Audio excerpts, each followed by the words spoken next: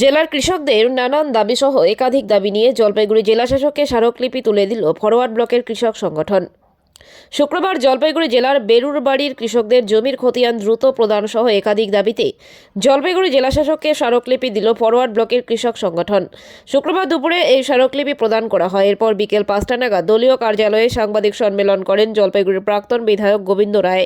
তিনি জানান, দক্ষিণ বেরুবাড়ি ও নগর বেরুবাড়ির কৃষকদের জমির খতিয়ান প্রদান, আলু সহায়ক মূল্য দিয়ে ক্রয়, জলপাইগুড়ি গ্রামীণ রাস্তা সংস্কার সহ বিভিন্ন দাবিতে জেলাশাসককে স্মারকলিপি প্রদান করা হয়। বর্তমানে কি স্ট্যাটাস রয়েছে, আপনারা কোথায় ডেপুটেশন কি বিষয়? আজকে আমাদের সারা ভারত অগ্রগামী কিষাণ সভা, আমাদের পার্টির কৃষক সংগঠন, তার রাজ্যব্যাপী কর্মসূচি ছিল জেলা শাসকের উদ্দেশ্যে ডেপুটেশন। রাজ্যগত যেটা দাবি ছিল, দুটি দাবি। একটি হচ্ছে রাজ্যে কৃষক কল্যাণ একটি সার্বিক আইন চাই, আর ভারতের কেন্দ্রীয় সরকারকে স্বতন্ত্র কৃষি বাজেট পেশ করতে হবে। এই দুটি আমাদের কেন্দ্রীয় দাবি।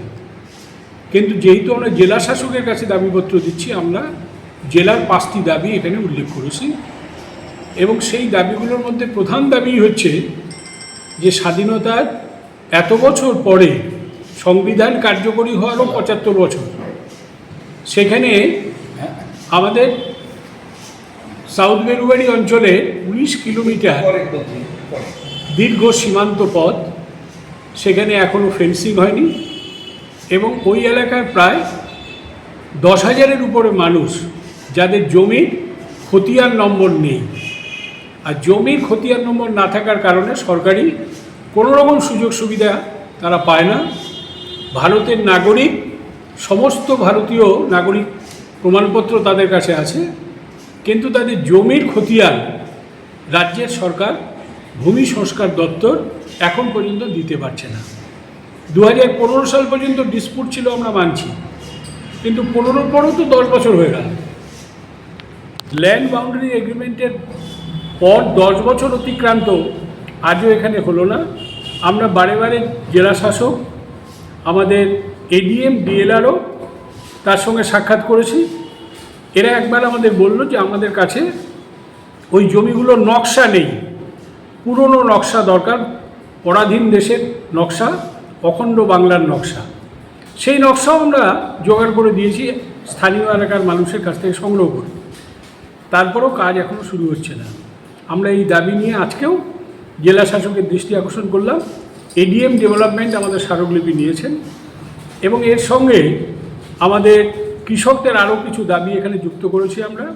আলু চাষিদের দাবি, বাজারের সঙ্গে গ্রামীণ এলাকার সংযোগকারী রাস্তা সংস্কারের দাবি, এবং মণ্ডলঘাট মোড়ে একটি বিরাট এলাকা সরকারি টাকায় জায়গাটিকে কিনে রেখে ঘিরে রাখা হয়েছে, এখন সেটা গোচারণ ভূমি। অথচ এই অঞ্চলে কৃষিপণ্য বিপণনের পাইকারি বাজার ওটা হতে পারে, বহুমুখী হিমঘর ওখানে স্থাপন হতে পারে, ওখানে এই টমেটো আলু দিয়ে প্রসেসিং কারখানা হতে পারে। এই সরকার আসার পর বলেছিল যে এখানে এরকম বহুমুখী প্রসেসিং ইউনিট করা হবে। সরকার আসার 15 বছর হতে চলল, এখন পর্যন্ত সেখানে প্রসেসিং ইউনিট হলো না। সরকারি টাকাটা ওখানে বাউন্ডারি ওয়াল দিয়ে বন্ধ করে রাখা হলো, এখন গোচারণ ভূমি হয়ে আছে। অবিলম্বে কৃষক স্বার্থে ওখানে প্রসেসিং কারখানা করার দাবিতে আমরা জেলা শাসকের দৃষ্টি আকর্ষণ